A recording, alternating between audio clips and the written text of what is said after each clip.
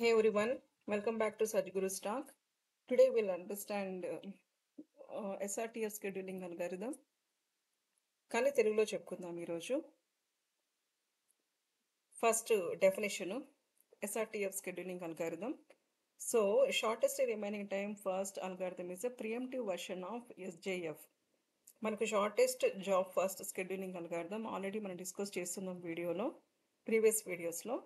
కానీ ఇక్కడ ఎస్జేఎఫ్ అనేది 2 కేటగిరీస్లో ఉంటాయన్నమాట. ఒకటి non preemptive version, preemptive version. Non preemptive version అంటే మీనింగ్ ఏంటి? A running process cannot interrupt by the operating system. So ఒక ప్రాసెస్ రన్ అవుతున్నప్పుడు అది ఇంటరప్షన్ జరగకూడదు, అది నాన్ ప్రియంటివ్. ప్రియంటివ్ ఏంటి? The OS can interrupt the process to allocate CPU time to another process. ఒక process run అవుతున్నప్పుడు operating system ఏం చేస్తుందంటే దాన్ని ఇంటరప్ట్ చేస్తుంది, వేరే ప్రాసెస్ని సిపియూ టైం అలొకేట్ చేయడానికి. ఓకే, అది ప్రియంటివ్ వర్షన్.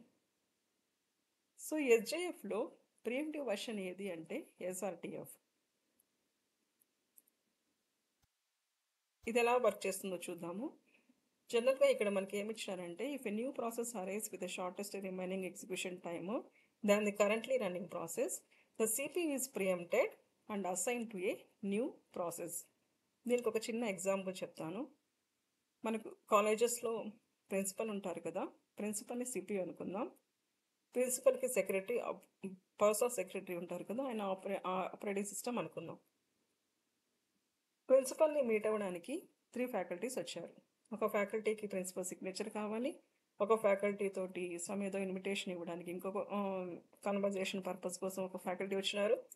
కాలేజ్లో ఏదో ప్రాబ్లం ఉందనేసి ఇంకొక ఫ్యాకల్టీ వచ్చినారు. పర్సనల్ సెక్రటరీ ఏం చేస్తారంటే, ఈ ముగ్గురిలో ఫస్ట్ ప్రయారిటీ సిగ్నేచర్ అతన్ని పర్మిషన్ ఇస్తారనమాట. అలా కాకుండా పెద్ద ప్రాబ్లం ఉండే ఫ్యాకల్టీ వచ్చారనుకోండి, అతను ఏం చేస్తారంటే ఒక 10 minutes ప్రిన్సిపల్ సార్తో మీట్ అయ్యే ఛాన్స్ ఇస్తారు. ఆ తర్వాత బయటకు వచ్చేయాలి, వెయిట్ చేయాలి. ఇంకొక ఫ్యాకల్టీకి పర్మిషన్ ఇస్తారనమాట. ఆ ఫ్యాకల్టీ వర్క్ అయిపోతే వెళ్ళిపోతారు, లేదా వెయిట్ చేయాలి. ఓకేనా, అర్థమవుతుంది కదా. జస్ట్ ఇక్కడ మనకు కంటెక్స్ట్ స్విచ్చింగ్ అంటాం. ప్రాసెస్ ఒకటి రన్ అవుతున్నప్పుడు ఇంకొక ప్రాసెస్ని అలొకేట్ చేయడం అనమాట. సో ఇది షార్టెస్ట్ రిమైనింగ్ టైం ఫస్ట్. థియరిటికల్గా చెప్పుకున్నాం, కానీ ప్రాక్టికల్గా ఇక్కడ మనము ఒక న్యూమరికల్ ప్రాబ్లమ్ని తీసుకొని ఎలా సాల్వ్ చేయగలమో చూద్దాం. సో జనరల్గా మీకు ఎస్ఆర్టీఎఫ్లో ఏమేమి కనుక్కోవాలా?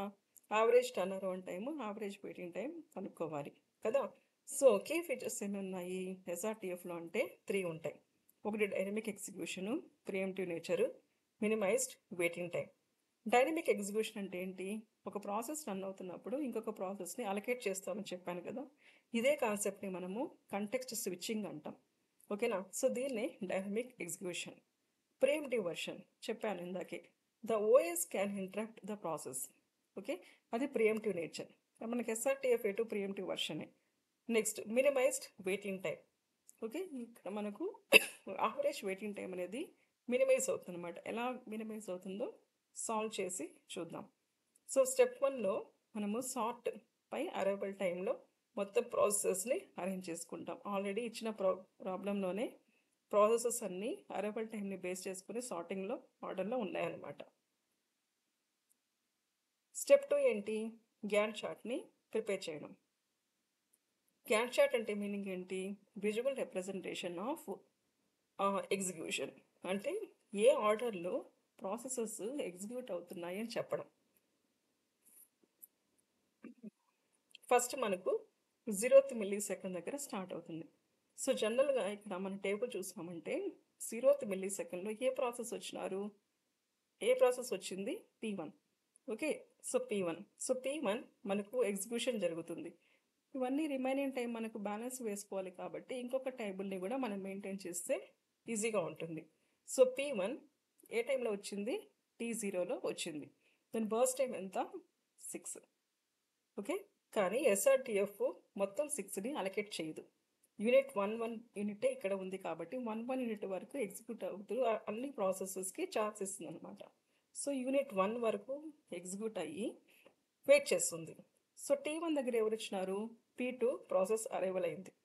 ఓకే, సో P2 ప్రాసెస్ ఇక్కడ మనకు ఆ P2 ప్రాసెస్ అనేది ఎగ్జిక్యూట్ అయ్యే ముందు ఇది బ్యాలెన్స్ ఎంత ఉంది ఇంకా P1కు 5 ఉంది రిమైనింగ్. ఓకేనా? సో దీన్ని బట్టి ఇప్పుడు మనం ఏం చెప్తామంటే shortest remaining time first. Okay. So T1 దగ్గర మనకు P2 వచ్చింది కదా, ఆ P2 ఫస్ట్ టైం ఎంత 4. ఓకే. సో 5 4 దేనికి ఛాన్స్ ఇస్తుంది ఇప్పుడు P2కి ఇస్తుంది అనమాట. అది కూడా ఎంతసేపు రన్ అవ్వాలి 1 యూనిట్ ఆఫ్ టైం అంటే 2 సెకండ్స్ వరకు P2 కంప్లీట్ అవుతుంది. అట్ P2 దగ్గర ఏ ప్రాసెస్ వచ్చింది, థర్డ్ ప్రాసెస్ కూడా అరైవల్ అయిపోయింది. ఓకే. సో P2 ఇంకా బ్యాలెన్స్ ఎంత ఉంది 3 యూనిట్ ఆఫ్ టైం ఉంది, వెయిట్ చేస్తుంది అనమాట. So at T2 okay P3 process కూడా అరైవల్ అయిపోయింది. సో P3 ప్రాసెస్ ఒకసారి బర్స్ట్ టైం చూసామంటే ఎంత ఉంది 1 ఉంది. ఓకే 5 3 1. సో ఛాన్స్ ఎవరికి ఇస్తుంది ఇప్పుడు P3కి ఇస్తుంది. అది ఎంతసేపు ఎగ్జిక్యూట్ అవుతుంది 1 యూనిట్ ఆఫ్ టైము ఎగ్జిక్యూట్ అవుతుంది. ఓకే. సో P3 కంప్లీట్ అయిపోయిందా, P3 దగ్గర నెక్స్ట్ ఎవరు వెయిటింగ్లో ఉన్నారు P4 అరైవ్డ్ అనమాట. ఓకేనా? సో P4 ఇప్పుడు క్యూలో వెయిట్ చేస్తుంది. సో P4 ఒకసారి అబ్జర్వ్ చేశారంటే దాని బర్స్ట్ టైం ఎంత 2. Okay. So 2 milli seconds.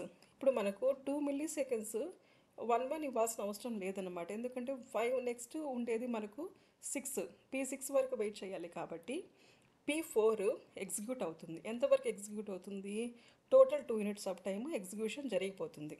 Okay.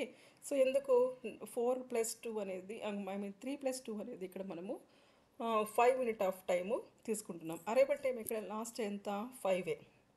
Okay. So ఇప్పుడు T5 దగ్గర ఏమేమి ప్రాసెసెస్ రావచ్చు అంటే అన్ని ప్రాసెసెస్ వచ్చేస్తాయి. ఓకే. ఏమేమి వస్తాయి P3 రాదు, ఎందుకు కంప్లీట్ అయిపోయింది. P4 రాదు, ఎందుకు దాని వర్క్ కంప్లీట్ అయిపోయింది. ఇక్కడ లాస్ట్లో P6 కూడా ఉందండి. సో ఇప్పుడు P1 P2 P5లో దేనికి మనకు బర్స్ట్ టైం తక్కువ ఉందో చూసుకుంటాం. ఇప్పుడు P5 బర్స్ట్ టైం తీసుకుంటే 1 unit of time, so complete చేసేసుకుంటుంది. ఓకే. సో P5 కూడా క్యూలో నుంచి వెళ్ళిపోయింది. ఇంకా బ్యాలెన్స్ ఏమున్నాయి మనకు P1 P2 P6. Okay. So ఈ మూడిట్లో ఏ ప్రాసెస్కి లెసర్ టైం అంటే ఫస్ట్ టైం రిమైనింగ్ 3. ఓకేనా? సో 6 + 3 ఎంత ఇక్కడ 9 అనమాట. ఓకే. సో నెక్స్ట్ ఇంకేం బ్యాలెన్స్ ఉన్నాయి మనకు P1 ఉంది P6 ఉంది. P1 రిమైనింగ్ టైం ఎంత 5, P6 రిమైనింగ్ టైం ఎంత 3. సో ఏది ఫస్ట్ రావాలి P6. ఎంతవరకు ఎగ్జిక్యూట్ అవుతుంది 3 బర్స్ట్ టైం అంటే 12. నెక్స్ట్ ఇంకా లాస్ట్ మిగిలింది ఏంటి P1 రిమైనింగ్ ఎంత ఉంది ఇక్కడ 5. So P1 burst time add చేసినప్పుడు మనకు టోటల్గా ఎంత వస్తుంది 17. ఓకే. సో దీంతో మనకు గ్యాన్ చార్ట్ కంప్లీట్ అయిపోయింది. నెక్స్ట్ ఏం చేయాలి కంప్లీషన్ టైము క్యాలిక్యులేట్ చేయాలి. ఎలా క్యాలిక్యులేట్ చేస్తాము ఆల్వేస్ మన గ్యాన్ చార్ట్ని అంటే మీకు రైట్ సైడ్ నుంచి చూసుకుంటూ రావాలి. P1 కంప్లీషన్ టైం ఎంత 17, P2 కంప్లీషన్ టైము జస్ట్ ఇక్కడ ఉంది 9. Okay. So P3 completion time just ఎంత ఉంది ఇక్కడ మనకు 3. Okay. P4 completion time 5, P5 completion time 6 and P6 completion time 12. Once completion time మొత్తం వచ్చేసిన తర్వాత నెక్స్ట్ స్టెప్ ఏంటి టర్న్ అరౌండ్ టైము క్యాలిక్యులేట్ చేయడం. ఓకేనా? సో మనకు ఫార్ములా తెలుసు. టర్న్ అరౌండ్ టైం ఫార్ములా ఏంటి completion time minus arrival time. ఓకేనా? So P1 completion time 17 minus 0 17. So P2 completion time minus arrival time అంటే 9 - 1 8. సో లైక్ దిస్ ఇక్కడ మనం ఏంటంటే అన్ని ప్రాసెసెస్కి టర్న్ అరౌండ్ టైము కనుక్కుంటాం. ఓకే. నెక్స్ట్ స్టేజ్ ఏంటి మనం వెయిటింగ్ టైంని క్యాలిక్యులేట్ చేస్తాం. సో వెయిటింగ్ టైం మనకు ఫార్ములా ఆల్రెడీ తెలుసు TAT మైనస్ BT. సో మనం ఇప్పుడు ఏం చేస్తాం TAT అంటే ఆల్రెడీ మనం ఇక్కడ TAT కనుక్కున్నాం కదా. సో TATలో నుంచి ఈ BTని మొత్తము సబ్ట్రాక్ట్ చేస్తే you will get waiting time for each and every process. Okay. So next last stage ఏంటి ఇక్కడ మనము యావరేజెస్ని క్యాలిక్యులేట్ చేయడం. So turn around time average ఎంత 17 + 8 + 1 + 2 + 2 + 7 బై నెంబర్ ఆఫ్ ప్రాసెసెస్ ఎన్ని ఇక్కడ 6. సో టోటల్గా ఇక్కడ మనకు ఆన్సర్ ఎంత వస్తుంది 6.17. లైక్ దట్ యావరేజ్ వెయిటింగ్ టైంని కూడా మనం క్యాలిక్యులేట్ చేస్తాం. అంటే 11 + 4 + 0 + 0 + 1 + 4 బై నెంబర్ ఆఫ్ ప్రాసెసెస్ 6. ఓకేనా? వాల్యూ ఎంత 3.33. సో ఫైనల్ వాల్యూస్ మనకి ఏమొచ్చింది యావరేజ్ టర్న్ అరౌండ్ టైంకి 6.17, యావరేజ్ వెయిటింగ్ టైము 3.33. ఇదే టేబుల్ మీరు ఎస్జిఎఫ్లో కానీ ఎఫ్సిఎఫ్ఎస్లో కానీ ఎగ్జిక్యూట్ చేశారు అంటే యావరేజ్ వెయిటింగ్ టైము ఎక్కువ వస్తుందన్నమాట. కానీ ఎస్ఆర్టీఎఫ్లో తక్కువ వస్తుంది. ఓకేనా, అది అడ్వాంటేజ్ ఆఫ్ ఎస్ఆర్టీఎఫ్. ఇంకేమన్నా ఉన్నాయా అడ్వాంటేజెస్? ఫస్ట్ వచ్చేసి మనకు ఇప్పుడే చెప్పుకున్నాము, యావరేజ్ వెయిటింగ్ టైము ఎగ్జాక్ట్గా ఉంటుంది, అంటే మినిమం ఉంటుంది. అండ్ సిపియు యూటిలైజేషన్ టైం కూడా సఫిషియెంట్గా ఉంటుందన్నమాట. ఓకే, కానీ దీంట్లో డిసడ్వాంటేజెస్ కూడా ఉన్నాయి. ఏమున్నాయి? Starvation of longer process. ఇందాక చెప్పాను కదా. సో ప్రాబ్లం పెద్ద ఉండే ఫ్యాకల్టీ ఏం చేయాలా? వెయిట్ చేస్తూ ఉండాలి. ఓకేనా. So high overhead, context switchings, లోపలికి వెళ్ళడము రావడము, లోపలికి వెళ్ళడం రావడం, కొంచెం టైం టేకింగ్ ప్రాసెస్ అనమాట. లైక్ దట్ ఇక్కడ ప్రాసెస్ ఒకటి ఎగ్జిక్యూట్ అయిన తర్వాత నెక్స్ట్ ప్రాసెస్ని అలకేట్ చేయడం అనేది హై ఓవర్ హెడ్ అవుతుంది. అండ్ థర్డ్ డిసడ్వాంటేజ్ ఏంటంటే ఈ పర్టికులర్ రిక్వైర్మెంట్ని ఫుల్ఫిల్ చేయడానికి, మానిటర్ చేయడానికి, అప్డేటింగ్ చేయడానికి కొంచెం ఇంప్లిమెంటేషన్ కూడా డిఫికల్ట్ అనమాట. ఓకే, సో ఇవి ఎస్ఆర్టీఎఫ్ అడ్వాంటేజెస్, డిసడ్వాంటేజెస్. మరి ఎక్కడ యూజ్ చేస్తారు ఎస్ఆర్టీఎఫ్ అంటే? రియల్ టైమ్ సిస్టమ్స్లో, వేరే మనకు క్విక్ రెస్పాన్స్ కావాలనుకున్నప్పుడు ఎస్ఆర్టీఎఫ్ని యూజ్ చేస్తారు. అండ్ ఇంటరాక్టివ్ అప్లికేషన్స్లో కూడా యూజ్ చేస్తారు. ఓకే, సో ఓవరాల్గా ఎస్ఆర్టీఎఫ్ అనేది ఒక powerful efficient scheduling algorithm. But ఇక్కడ ఏంటి, ఆ ఇంప్లిమెంటేషన్ అనేది కొంచెము డిఫికల్ట్ అనమాట. అదొకటే ఎస్ఆర్టీఎఫ్లో ఉండే drawback. Otherwise it is a efficient scheduling algorithm. Okay, so that's it about SRTF scheduling algorithm. Thanks for watching and please subscribe for more such videos.